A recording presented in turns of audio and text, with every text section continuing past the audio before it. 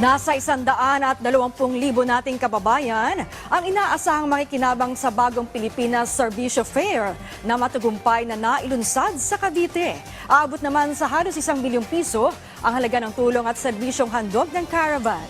Naroon ngayon ang ating kasamang si Mela Lesmoras para sa update. Mela? Naging matagumpay ang paglulunsad ng bagong Pilipinas Serbisyo Fair dito nga sa lalawigan ng Cavite at itong BPSF Caravan ay magtatagal pa hanggang bukas. Maagang dumating si Fair rito sa Aguinaldo Shrine sa Kawit, Cavite. Yan ay para makilahok sa bagong Pilipinas Serbisyo Fair na isang proyekto ni Pangulong Ferdinand R. Marcos Jr. tampok ang iba't ibang tulong, serbisyo at programa ng pamahalaan. Sulit naman ang lakad ni Fair dahil sa siksik at umaapaw na mga biyaya rito. Marami po salamat sa inyo, mahal na Pangulong Marcos. Dahil po sa inyo, na ibababaan po ninyo sa lahat po ng mamayang Pilipino ang inyong programa. Pinangunahan ni House Speaker Martin Romualdez ang paglulunsad ng BPSF Caravan sa Cavite kasama ang halos 200 kongresista. Nagsilbi namang local host dito ang pamilya Revilla sa pangunguna ni Senador Bong Revilla.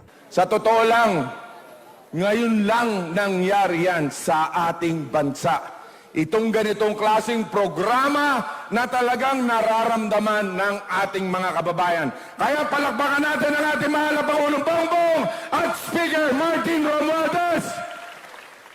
Magtatagal ang bagong Pilipinas Serbisyo Fair hanggang bukas. Sa tala ng BPSF National Secretariat, aabot sa 120,000 beneficiaries ang inaasang mabibigyan ng tulong sa 2 araw na caravan at papalo naman sa halos 1 bilyong pisong programa at serbisyo ang handog dito. Naka-recess na kami ha, naka-break na kami ha. Dapat sila, umuwi na sila sa kanilang mga probinsya, sa kanilang mga distrito, pero nandito sila sa Kawit dahil mahal-mahal natin kayong lahat dito sa Kawit, sa Cavite. Bukod sa BPSF Caravan, ilang pocket events din ang inilunsad dito sa Cavite. Kabilang na ang Cash Assistance and Rice Distribution o CARD Program, Integrated Scholarship and Incentives Program o ISIP for the Youth at Startup Investments Business Opportunity and Livelihood o SIBOL Program. But wait, there's more. May bonus pa yung entertainment kasama ang ilang artist. Itaas ang inyong kamay! Itaas ang inyong kamay! Ipakita ang ingay! Ipakita ang ingay! Say ho! Say ho! Say hey, hey, ho! Para kay BPSF National Secretariat Lead at House Deputy Secretary General Sofonias Gabonada Jr., maituturing na tagumpay ang BPSF Caravan at Pocket Events sa Cavite. Bagamat filing na ng Certificate of Candidacy sa susunod na linggo para sa eleksyon, pagtitiyak ng BPSF National Secretariat, hindi maapektuhan ang kanilang programa.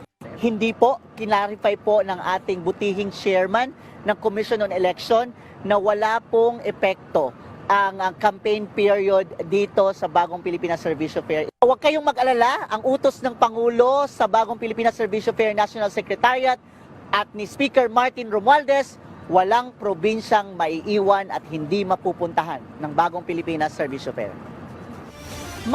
Abot-abot naman yung pasalamat ng mga kababayan nating nakinabang dito sa Day 1 ng bagong Pilipinas Serbisyo Fair at dun nga sa mga gusto pang humabol, huwag mag-alala dahil magtatagal bukas ang caravan.